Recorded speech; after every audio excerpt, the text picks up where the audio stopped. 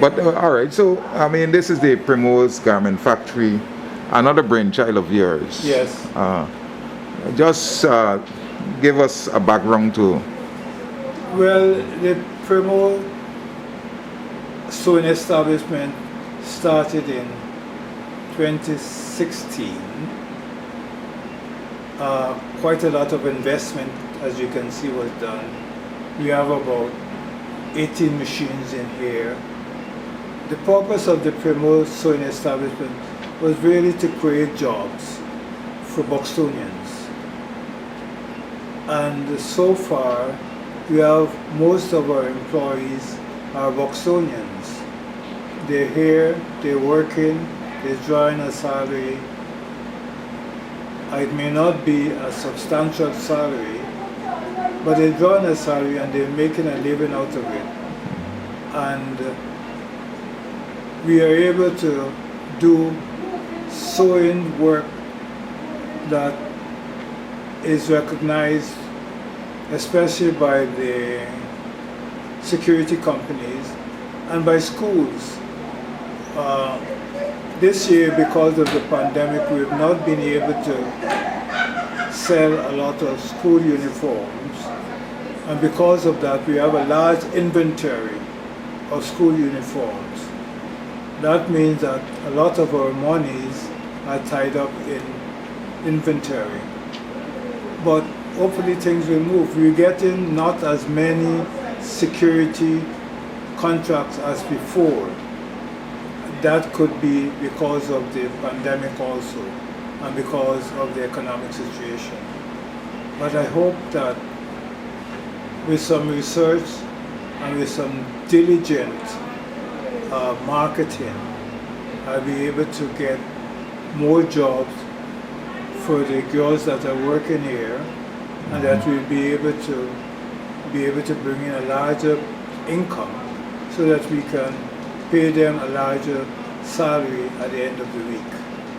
What about training? I mean, I came when initially I saw some of the ladies working with hand needles and so on, and I got the impression that they were basically learning on the job. Yeah, you know, and I must say this, when we started, we went to the government and I presented a projection for training those girls who didn't know how to sew, and also small business. If they wanted to work on their own, I was going to teach them some form of record keeping, bookkeeping. We had the person here who was the production manager. With his help, I was able to do the projection, and it was presented to the government, but it was denied, and we never did get that money. Okay. Which means that we had to bring on board girls who were not trained properly and train them. While we were doing that, we were losing money because they were not as efficient as trained personnel. So we had to be losing money, but we continued doing that. We continued bringing them on, and they continue producing. And as a result of that, we find that production has increased, but at a heavy cost. The business has not made a profit for the last 4 years. Okay. And I'm the one who has been able to, forced to be able to continue an unprofitable business for 4 years, continuously putting my own money into it to get it going. But you mentioned advertising. How well known is Primrose Garment Establishment? We have been advertising. We have been advertising on 103.1, I think, for several years. I don't know if that's I doubt whether that's continuing because of the financial condition of the business. But one of my future projects is to be able to do more advertising. Okay. But in I feel that without proper advertising, the success of a business cannot advance. With the oil and gas sector in Guyana right now, there are agencies that are businesses can register with to say what they have on offer and so on. Has any initiative been taken to register with? Not yet. This is one of the projects I plan on doing while I'm here, to register with some agencies that can help us to produce, not only help us to produce, but help us to get more business. Yeah. I read in the newspaper where the government has committed itself to giving small businesses a certain percentage of businesses throughout the year, and I plan on seeing if I can tap into that and get that business so that this sewing establishment can continue to function and can continue to make the amount of money, not only to pay staff but to do other things. So the establishment seems to be targeting official organizations, businesses, entities, and so on. Yeah. What about individuals who may want to have a suit made or something done? To be able to do that, we'll have to bring on staff, Okay. people who are equipped to do that type of work. The girls who are working here, they concentrate on uniforms. That's Okay. what they've been concentrating on. But I would be happy to see or to bring someone on staff who can make clothing, individual clothing. Okay, but it hasn't gotten to that stage yet. I've been speaking to someone, and this person is a Buxton also in Washington, D.C., who makes clothing, African outfit. I was speaking to that one to see if she's interested in coming to Buxton to work along with someone here to teach them to make African clothing and also to export them to the United States where they can be sold, and also sell a lot of it here in Guyana. Not only African but Indian clothing also. But what about the possibility of maybe putting up a tent out front, having garments made, and you put ready-made garments out there for people who can walk off the road and possibly come to buy, apart from the school uniforms? That's a possibility also. I have that building across the street there. Yeah. That building was put up for supermarket, but it's been empty for the last 3 years. Whatever clothing we make here, we can always put it for promotion over there. Above there, and that's one of the visions I have for later on. Once we're able to expand here, we can open somewhere across the street there so that we can expose those clothing for so that people from the public can see them, appreciate them, and purchase them. See the new type of venture in clothing that we've been able to establish. But the international agencies, some of them do the kind of funding that you were looking for. The CDB, the IDB, and UNESCO, and so on. They are involved in funding training for people and so on. But it just needs putting up a good proposal and so on to them. Have you ever explored getting them on board? No, I've never explored it. But do you think it's a good idea to? Yeah, definitely. Definitely. The exploration of such funding is necessary if we're going to help people in the village. Yeah. My idea is to help people in the village because you look around, you see there are no business like this that provide the type of employment, although small, and able to raise to the standard where we can produce skilled seamstress that can later on go out and do business for themselves. Yeah, well, that's a consideration because I know Buxton had lots of tailors, lots of seamstresses, and so on. I don't think we have, because most of the people who are interested in having garments made, whether it's a wedding gown or a suit or so on, they have to go out of the village. Yes. But how do you view that? I mean, knowing what Buxton was and where we are now with that. Yeah, and that's something that we need to concentrate on to see if that type of lifestyle can return to the village. You have to understand that people who want certain clothing, these clothing are available in the store. It's not like before.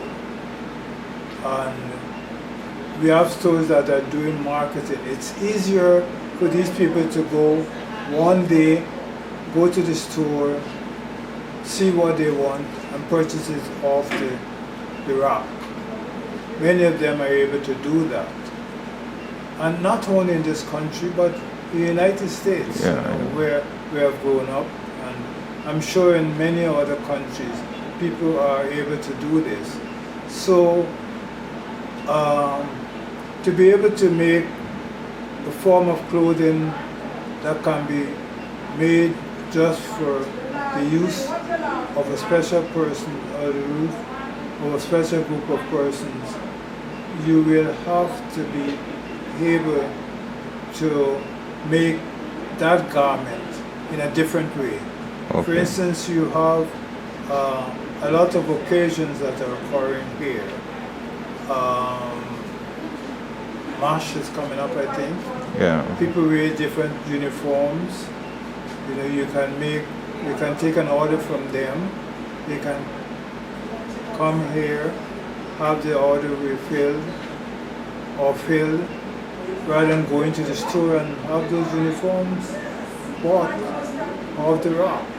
And these are occasions. You have cricket. You have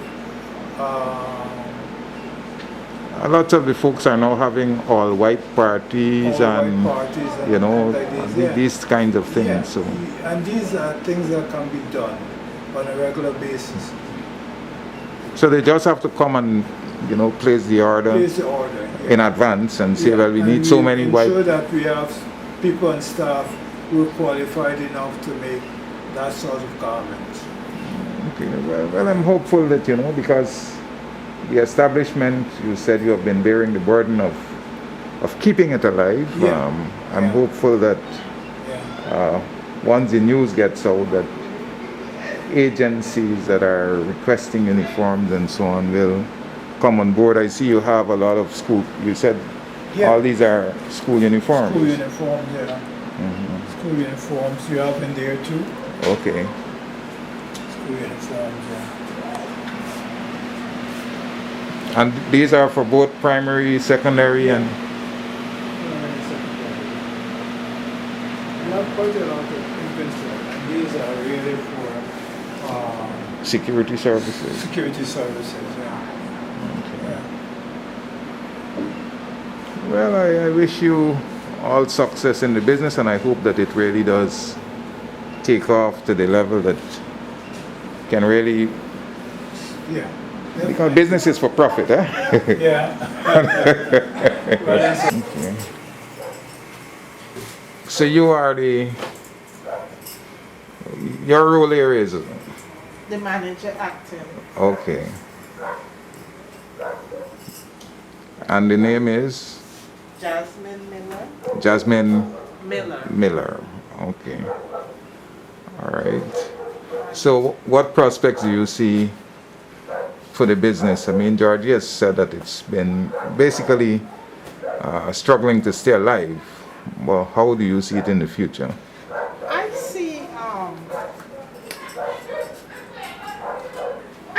I see it expanding in the future. And what's the cause for the optimism? Because we do quite some quality stuff. Okay. We do security clothes, and more and more people call to find out if we can you know, help them out or do some other uniforms, the ones that we don't have. So in that vein, like for instance, early this year, we had about a dozen persons coming in for us to do Stuff for them. uniforms. Okay. So I think we have somewhere to go. All right. And I was asking him about taking in individual. Yes, and we're looking at that too. Okay. As long as we can do it, we will. All We right. will take in individual because I have a lot of that too. Early this Requests. year. Requests Yes. coming in. The persons wanted another fabric because sometimes we use the Tetrax Mm-hmm. and someone would want to use like suiting for their children. Okay. So in that same vein, we will do that for them. All They right. bring their cloth and we can do it for them. All right. So So we do ask, so sometimes persons bring their own fabric and sometimes we provide fabric. So if you were to sell Primo's garmentess, what message will you give to the people out there who are possibly clients for your entity? Okay, you can come and have any uniform that you want at Primo's at a reasonable price, and we try as hard as possible to give you your requirements Okay. and your likeness and need. Okay. So it's quality Yes, and quality. good price, Good price. Yes, and it is. you do the job on time. Yes, thank you. Here all on the floor house. And these are uniforms? or- Yes, school uniforms. These are the school shirts. Those are the uniforms for the girls. And these are the skirts for girls to go to school. We have some more uniforms there. And to the back we have short pants and long pants. You can go in it.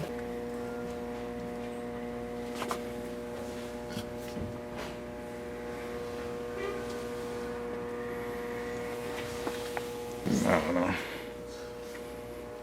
Stick up. Our room is small, so we don't have enough space. These are patterns that you have. Those are our pants. Okay.